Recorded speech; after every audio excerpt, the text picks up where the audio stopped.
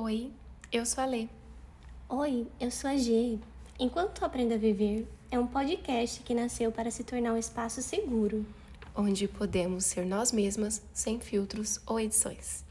No episódio de hoje, queremos falar sobre as cicatrizes. O que as suas cicatrizes dizem sobre você? Pensando nisso, a G vai trazer um poema para a gente discutir. As pessoas possuem cicatrizes em todos os tipos de lugares inesperados, como mapas secretos de suas histórias pessoais, diagramas de suas velhas feridas. A maioria de nossas feridas podem sarar, deixando nada além de uma cicatriz. Mas algumas não curam. Algumas feridas podemos carregar conosco a todos os lugares. E embora o corte já não esteja mais presente há muito, a dor ainda permanece. O que é pior? Novas feridas que são horrivelmente dolorosas ou velhas feridas que deviam ter sarado anos atrás e nunca o fizeram? Talvez velhas feridas nos ensinem algo. Elas nos lembram onde tivemos e o que superamos. Nos ensinam lições sobre o que evitar no futuro. É como gostamos de pensar. Mas não é o que acontece, né? Algumas coisas nós apenas temos que aprender de novo e de novo. É um trecho de um diálogo de Anatomia da Grey. Pensando nisso, e na pergunta que a gente começou, tem marcas, cicatrizes, que às vezes a gente consegue falar sobre elas. Uma que eu caí quando eu era pequeno, a que eu quebrei o braço, ou aquela que eu fiz uma arte e acabei me machucando. Mas tem algumas marcas que a gente não consegue falar. E aquelas que dói na alma, né? Que são as marcas que a gente não consegue ver. Marcas invisíveis que visivelmente nos quebram por dentro. E o que a gente faz com essas marcas invisíveis? Essas marcas que não ficam uma cicatriz exposta, essas marcas que a gente não consegue ver, a gente só sente. E sente que dói. Que dói. E o que é uma cicatriz? Não é isso que fica? E você lembra para sempre do que passou? Do amor que um dia foi, da amizade que partiu, da familiar que se perdeu e de você, que em algum momento também possa ter se perdido no processo. Mas sempre tem algo ali do seu passado que vem lhe visitar no agora.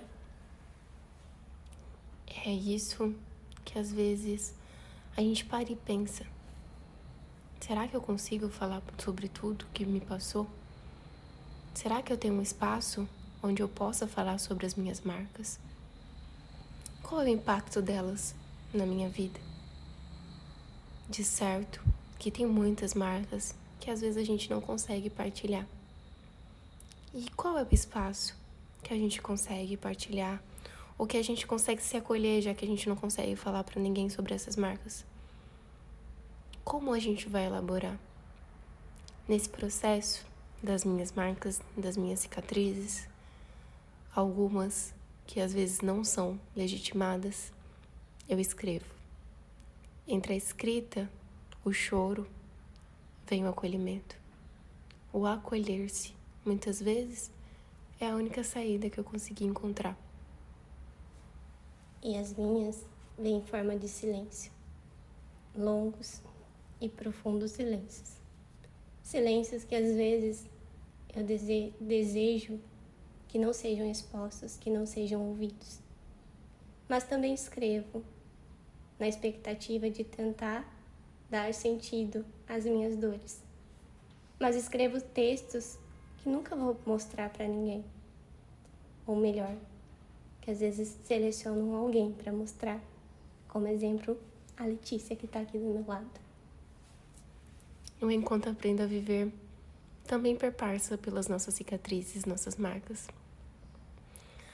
Os nossos diálogos perpassam pelos nossos sofrimentos e as nossas elaborações. E aí vem a questão de trazer para cá, para dar sentido, para que outras pessoas também se identifiquem e também talvez possam encontrar sentido em todo esse processo difícil que é viver. E o que a gente faz com uma ferida quando está exposta? A gente não começa a cuidar? A gente não começa a proteger? A gente não começa a cuidar até que ela venha se cicatrizar? E é essa a palavra cicatriz. É aquilo que você viveu, que você passou, mas que está ali para te alertar. Então, às vezes a gente conversar sobre isso é uma forma de cuidar daquilo que te faz sofrer, daquilo que te faz chorar. Como que a gente vai cicatrizar de fato? As suas cicatrizes estão cicatrizadas? Ou a gente só tentou tampar ali, primeiramente?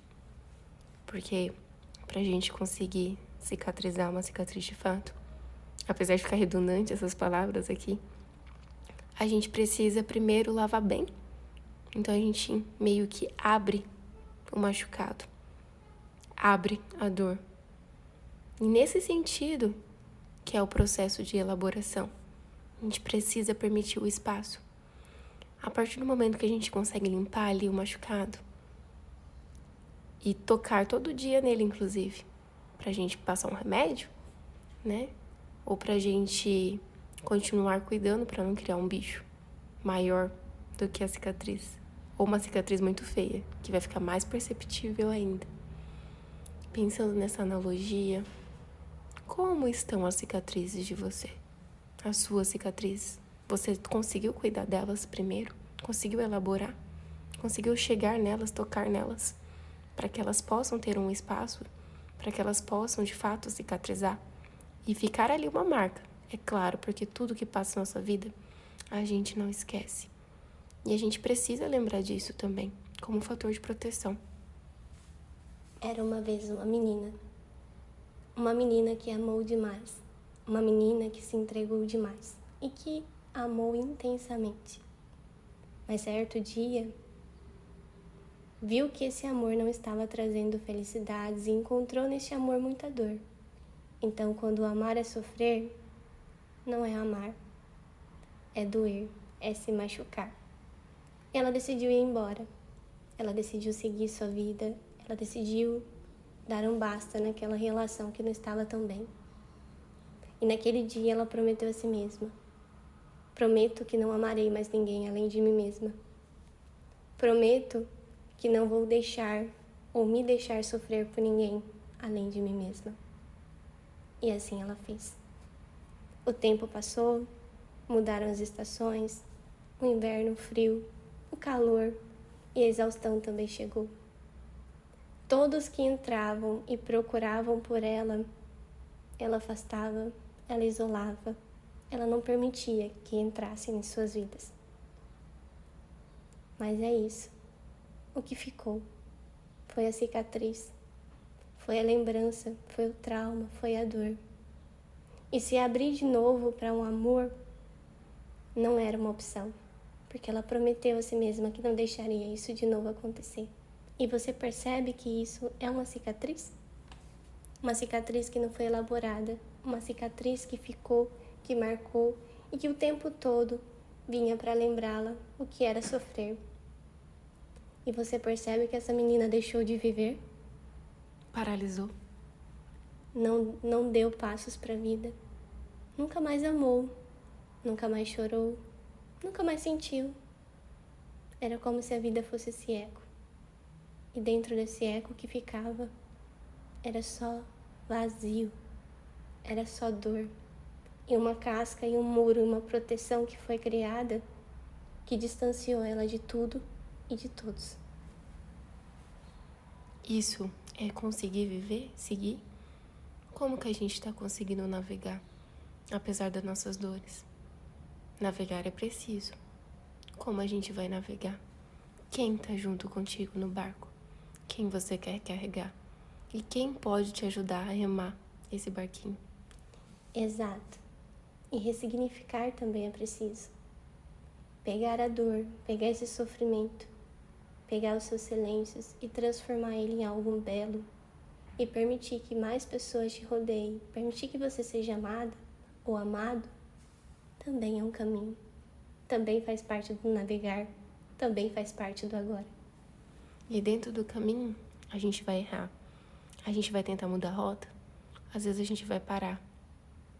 Mas é importante a gente sempre tentar recomeçar. E nem sempre dar ré significa voltar para trás. Às vezes a gente precisa olhar para trás para conseguir entender qual é o caminho que a gente precisa percorrer pela frente. Não é as feridas, não é as marcas que vai nos paralisar. Ou que vai nos definir. A gente precisa continuar. Apesar de tudo isso, viver é preciso. Apesar de toda dor, apesar de todo sofrimento, continuar também é necessário. Porque a vida é essa constância, e a inconstância é esse movimento. E ao mesmo tempo, às vezes a gente também encontra caos. A gente encontra ventania, a gente encontra vendavais. Mas caminhar é necessário. Porque para coletarmos alegrias no amanhã, a gente precisa desfrutar muito bem hoje. E as marcas, normalmente, são feitas pelo contato com o outro. É claro que algumas a gente consegue fazer sozinhas, mas a maioria é feita pelo contato com o outro, seja o outro um outro ser humano, ou seja o outro o ambiente, o mundo em que estamos. E muitas vezes a gente foge de entrar em contato. Mas tem como? Pertencer é viver, e viver é viver socialmente com os outros. E eu te digo uma coisa, o contato com o outro cura. O contato com o outro é o que nos mantém conectados também conosco mesmo. É o contato com o outro que também nos fortalece nos dias sombrios. É o contato com o outro que nos ergue nos dias da dor, no dia da ferida, no dia do luto e no dia da perda. Um outro que seja o outro acolhedor. Um outro que para mim também é ler, que vem em forma de mãe, que vem em forma de pai, ou também que vem em forma de amigos. Que a gente consiga encontrar um outro, uma outra relação, que não seja aquela que nos gere marcas duradouras, eternas, de dor, mas que nos gerem marcas de significado, de vida e de amor. Além das outras marcas, que a gente consiga ressignificar essas marcas com outras marcas positivas durante a nossa vida. Que se for para marcar, que seja inesquecível, que seja belo, que seja amoroso e leve. Com isso, acho que a gente fecha o episódio de hoje. Um grande abraço da Lê. Um beijo e um abraço da Gi. E que vocês consigam ressignificar as marcas e as cicatrizes de vocês.